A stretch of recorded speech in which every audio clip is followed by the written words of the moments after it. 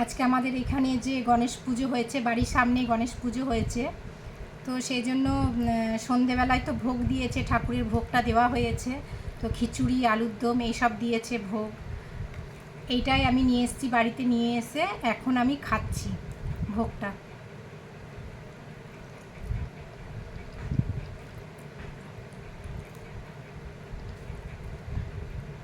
তো সকাল থেকে বেশ আনন্দই হয়েছে, যেহেতু বাড়ির সামনে পুজো, বেশ আনন্দ করেছি। সকাল থেকে পুজো দেখেছি, ওখানে বসেছিলাম, ওখানে সাজগোজ করে বসে টসে সব ভিডিও দেখতে পারবে তোমরা। সমস্ত ভিডিওগুলো দেখাবো, ব্লগ করেছি, ব্লগগুলো দেখবে। আবার বিকেলে ঠাকুর দেখতে গেছিলাম,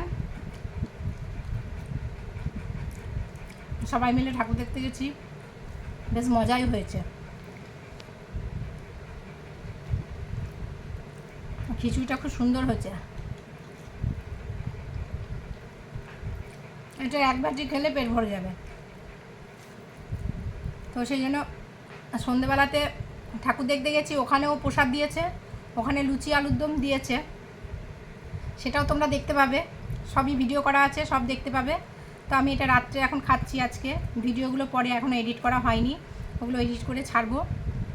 আমার ভিডিও তো প্রতিদিন আমি করে এডিট করে ছাড়তে পারি না, সেই জন্য দুদিন একদিন দেরি হয়। তো যখন দেখবে তখন বুঝতে পারবে। তো প্রসাদ দিয়েছে, ওখানেও দিয়েছে।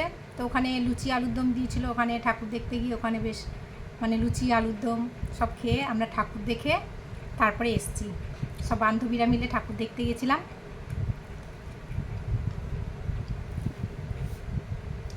বেশ মজাই হয়েছে, আজকে দিনটা বেশ ভালোই কাটলো। তোমাদের কার কেমন কেটেছে গণেশ পুজোর দিনটা আজকের, একটু কমেন্ট করে জানাবে। তো সারাদিনে যা যা হয়েছে সেই ব্লগগুলো সবই দেখতে পাবে। আজকে যা যা হয়েছে, আমাদের সকাল থেকে যা যা প্রোগ্রাম আমরা করেছি, সবই তোমাদের কাছে পৌঁছে যাবে, তোমরা দেখতে পাবে। আর আমি এখন খিচুড়ি আলুর দম খাচ্ছি। তোমরা কে কী খেলে, কোথায় ঠাকুর দেখতে গেলে কি না, অবশ্যই কমেন্ট করে জানাবে।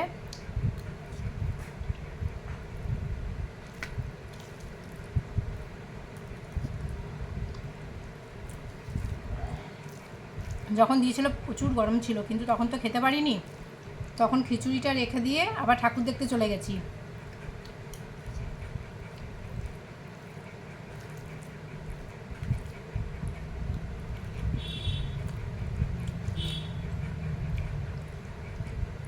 তো আমার এটা খেতে টাইম লাগবে, খিচুড়ি আলুর দম খেতে টাইম লাগবে, আমি আস্তে আস্তে খাই, আমার অনেক দেরি হয়। তো বন্ধুরা, তোমরা কার কীরকম আজকে দিনটা কাটলো সেটা অবশ্যই জানাবে। আমার তো খুব ভালো কেটেছে, তোমাদের কেমন কেটেছে অবশ্যই কমেন্ট করে জানাবে।